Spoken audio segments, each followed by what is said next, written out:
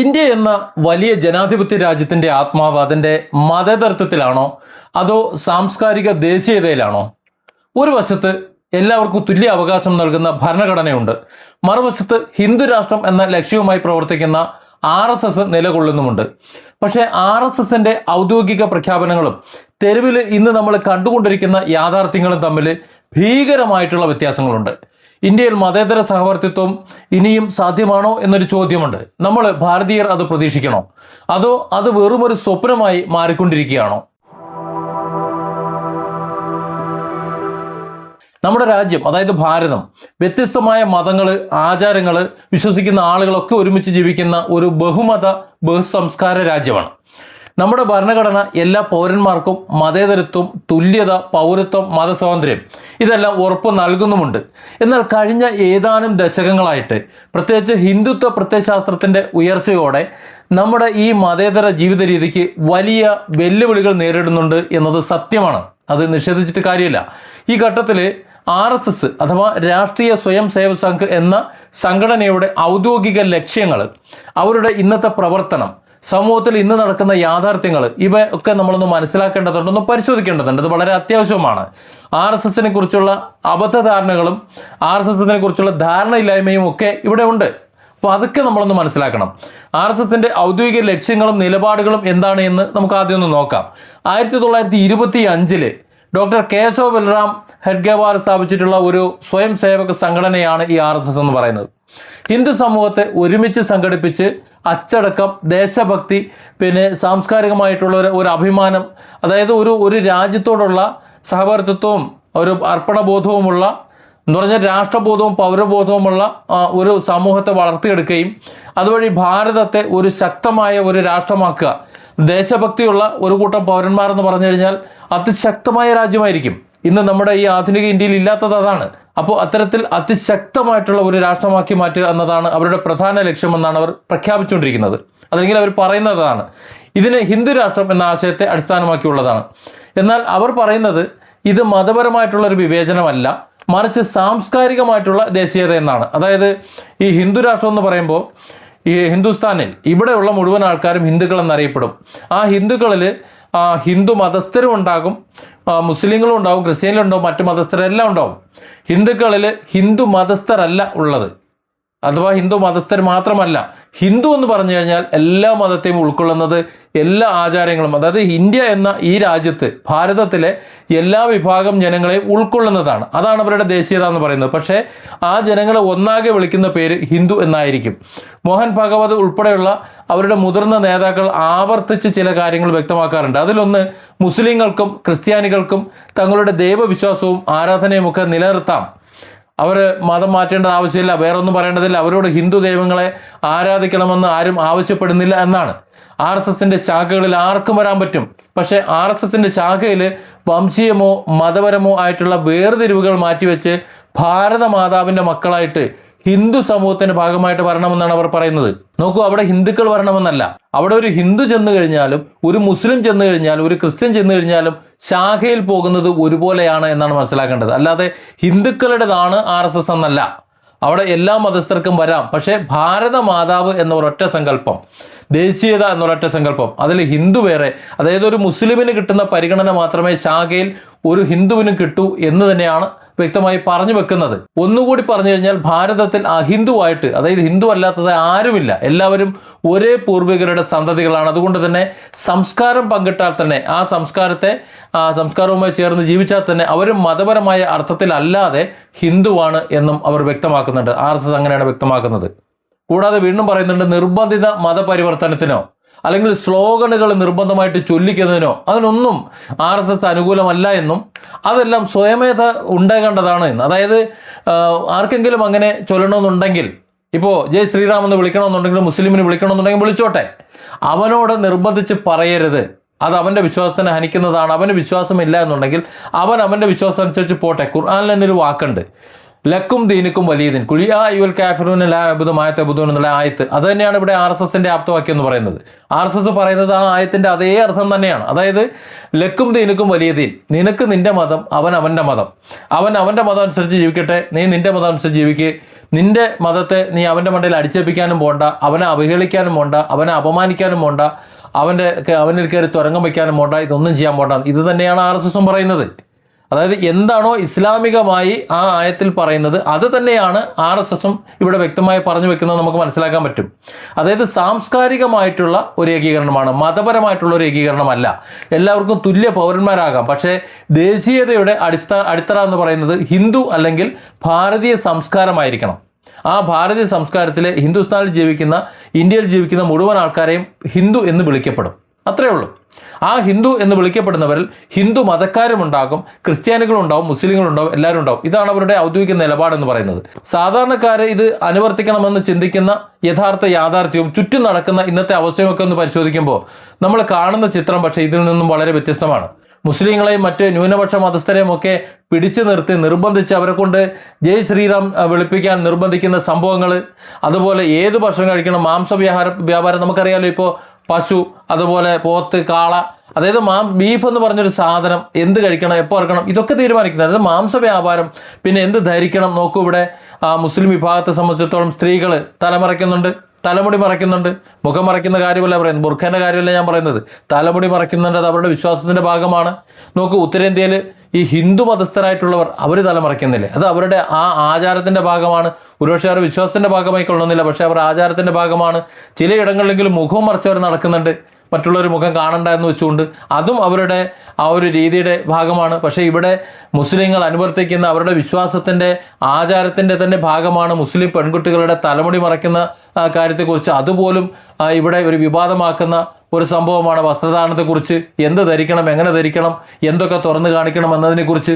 പിന്നെ പ്രാർത്ഥനാ സ്ഥലങ്ങൾ, എവിടെ ഇപ്പോൾ മുസ്ലിങ്ങളുടെ പള്ളി അല്ലെങ്കിൽ ഹിന്ദുക്കളുടെ പള്ളി, അതൊന്നും പറ്റൂല അല്ലേ, അതിനെ പൊളിച്ചു കളയുക. ഇവിടെ ഹിന്ദുക്കൾ മതി, ക്ഷേത്രങ്ങൾ മതി, അങ്ങനെയുള്ള ചില, അതായത് RSS എന്താണോ ഉദ്ദേശിക്കുന്നത് അതിന് നേരെ ഘടകവിരുദ്ധമായിട്ടുള്ള ചില കാര്യങ്ങളിലൂടെ ഉണ്ടായി വരുന്നുണ്ട്. അത് സത്യമല്ലേ?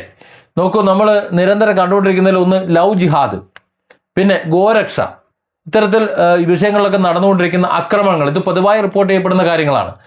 ഈ ഡെയിലി റിപ്പോർട്ട് ചെയ്യുന്നത് കൊണ്ടാണ് ഇപ്പോൾ മാധ്യമങ്ങൾക്ക് അതത്ര ഒരു സുഖമല്ലാത്ത രീതിയിൽ വന്നത്. പക്ഷേ ഇന്ത്യയിൽ അത് റിപ്പോർട്ട് ചെയ്യാത്ത ദിവസങ്ങളില്ല. പക്ഷേ നമ്മൾ മനസ്സിലാക്കേണ്ടത് ഇത്തരം പ്രവൃത്തികൾ പലപ്പോഴും ബജറംഗ് ദൾ, അതുപോലെ വിശ്വ ഹിന്ദു പരിഷത്ത്, VHP തുടങ്ങിയ സംഘപരിവാർ അനുബന്ധ ഗ്രൂപ്പുകളുമായിട്ടോ അല്ലെങ്കിൽ പ്രാദേശിക ഹിന്ദുത്വ പ്രവർത്തകരുമായിട്ടോ ബന്ധപ്പെട്ട് ആണ് ഇതൊക്കെ പുറത്തു വരുന്നത്, പറയുന്നത്. ഇത്തരം ആക്രമണങ്ങളും നിർബന്ധിത സ്ലോഗൻ ചൊല്ലിക്കലുമൊക്കെ RSSന്റെ തന്നെ ഔദ്യോഗിക നിലപാടിന് വിരുദ്ധമാണ് എന്നുകൂടി നമ്മൾ മനസ്സിലാക്കണം. അതായത് RSS ഒരിക്കലും അത് പറയുന്നില്ല. കാരണം RSS ഭരണഘടനയെ അംഗീകരിച്ചു പോകുന്ന ഒരു സംഘടനയാണ്.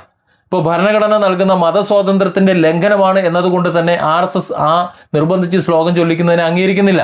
അത് സമൂഹത്തിൽ ഭയവും വിഭാഗീയതയും വളർത്തുകയും പരസ്പര സൗഹാർദ്ദത്തെ ദോഷകരമായി ബാധിക്കുകയും ചെയ്യുന്നു എന്ന് അവർക്കറിയാം.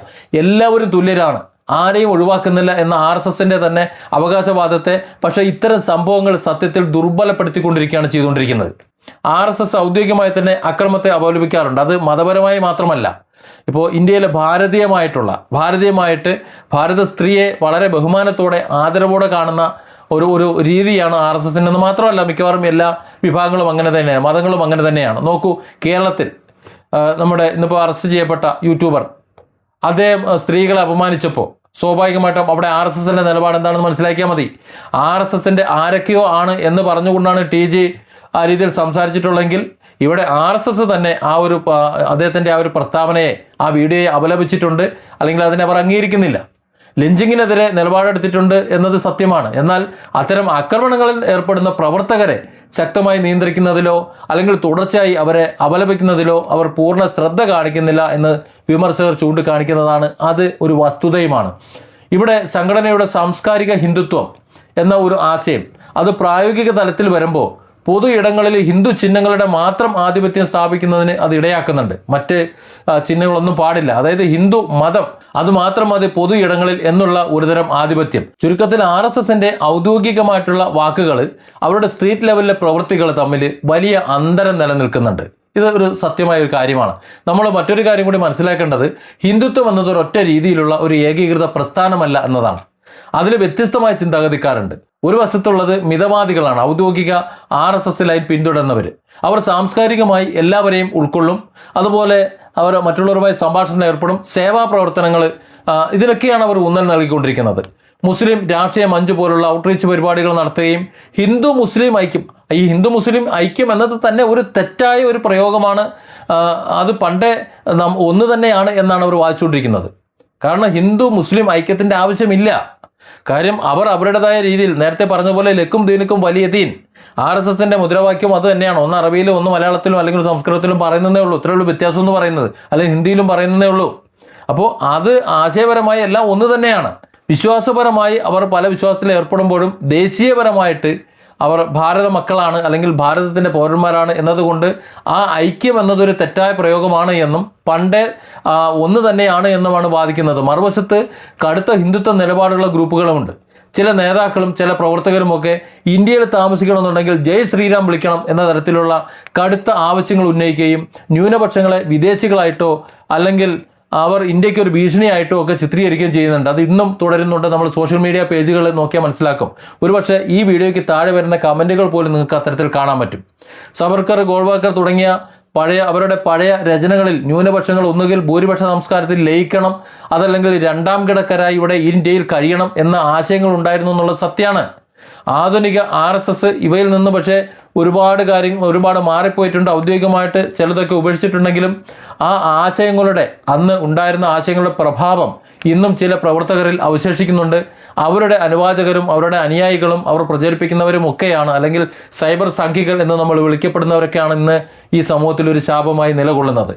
പല ഹിന്ദുത്വ പ്രചാരകരും മതേതരത്വത്തെ ഹിന്ദു വിരുദ്ധ അപ്പീസ്മെൻറ്റ്, അതായത് ഒരു പ്രീണനമായിട്ടാണ് കാണുന്നത്. അതുകൊണ്ട് തന്നെ ഭരണഘടനാപരമായിട്ടുള്ള മതേതരത്വവും, അതായത് സർക്കാർ എല്ലാ മതങ്ങളോടും തുല്യദൂരം പാലിക്കുക എന്നത്, അവരുടെ സാംസ്കാരിക ആധിപത്യ ആശയങ്ങളും ഇതൊക്കെ തമ്മിൽ വലിയ ഒരു കൂട്ടിമുട്ടലുകൾ ഉണ്ടാകുന്നുണ്ട്.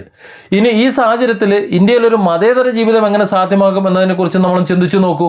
പ്രധാനമായിട്ടും ചില കാര്യങ്ങൾ നമ്മൾ ഇവിടെ നടപ്പിലാക്കിയേ പറ്റൂ. അതിനെ ഒന്നാമതായിട്ട് ഭരണഘടനാപരമായിട്ടുള്ള ഒരു സംരക്ഷണം വേണം.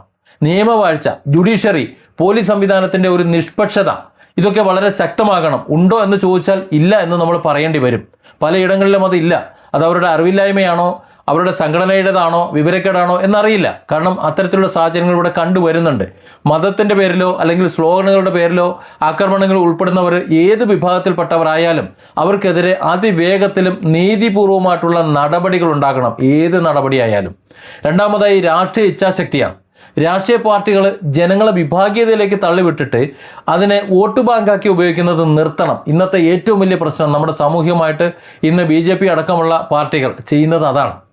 അതായത് അവരുടെ അടിസ്ഥാന ആശയത്തിൽ നിന്ന് മാറിയിട്ട് കേവലം രാഷ്ട്രീയ ആശയത്തിലേക്ക് ജനങ്ങളെ ഭിന്നിപ്പിച്ചുകൊണ്ട് അവരുടെ മനസ്സിനെ വിഷലിപ്തമാക്കിക്കൊണ്ട് കേവലം വോട്ട് വാങ്ങാൻ വേണ്ടിയിട്ട് ഈ സമൂഹത്തെ നശിപ്പിക്കുന്ന ഒരു രീതി, അത് നിർത്തിയേ പറ്റുള്ളൂ. ഭൂരിപക്ഷ സമൂഹവും ന്യൂനപക്ഷ സമൂഹവും തമ്മിലുള്ള വിശ്വാസക്കുറവ് കുറയ്ക്കാൻ പരസ്പര സംഭാഷണങ്ങൾ ഉണ്ടാകണം. ഇന്ന് സംഭാഷണങ്ങൾ ഉണ്ടാകുന്നില്ല. പകരം രാഷ്ട്രീയ ശത്രുത കൊണ്ട് അവർ സംസാരിക്കാതിരിക്കുന്ന ഒരു സാഹചര്യമാണ്.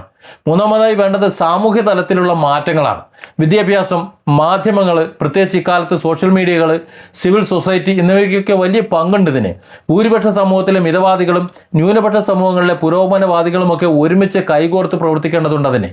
അതിൽ തീവ്രവാദം പറയുന്നവരോ അല്ലെങ്കിൽ ഞാൻ മാത്രമാണ് ശരി ബാക്കിയുള്ളവർ മുഴുവൻ തെറ്റാണ് എന്ന് പറയുന്നവരോ ഏത് മതത്തിലായാലും ഏത് വിശ്വാസത്തിലായാലും ഇനി ഭാരതീയരെന്ന് പറയുന്ന ഏതിനകത്ത് ഉള്ളവരായാലും ശരി അവരെയൊക്കെ ബോധവൽക്കരിക്കേണ്ടത് അല്ലെങ്കിൽ മാറ്റി നിർത്തേണ്ടതുണ്ട്.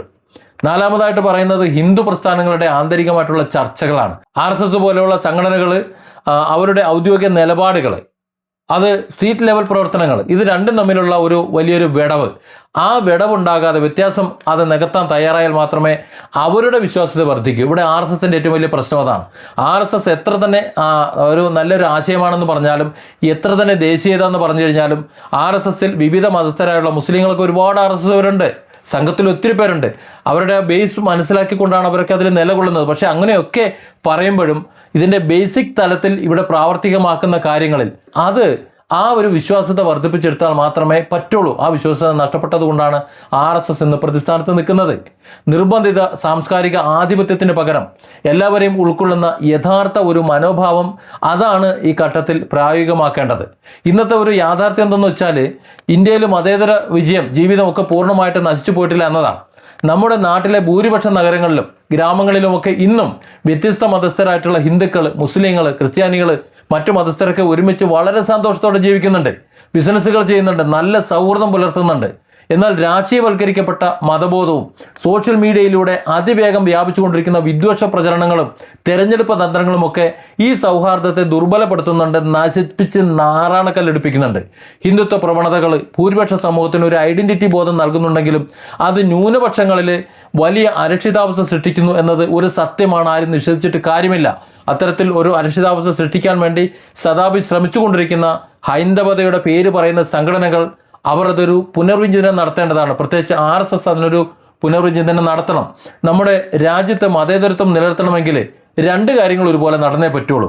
ഒരു വശത്ത് ഭൂരിപക്ഷ സമൂഹത്തിനുണ്ടാകുന്ന ആശങ്കകൾ, അതായത് ജനസംഖ്യാ മാറ്റം, നിർബന്ധിത മതപരിവർത്തനം, ചരിത്രപരമായിട്ടുള്ള ചില വിഷയങ്ങൾ, ഇതേക്കുറിച്ചുള്ള അവരുടെ ആശങ്കകളെ ന്യായമായ രീതിയിൽ കേൾക്കുകയും പറയുകയും ചെയ്യണം.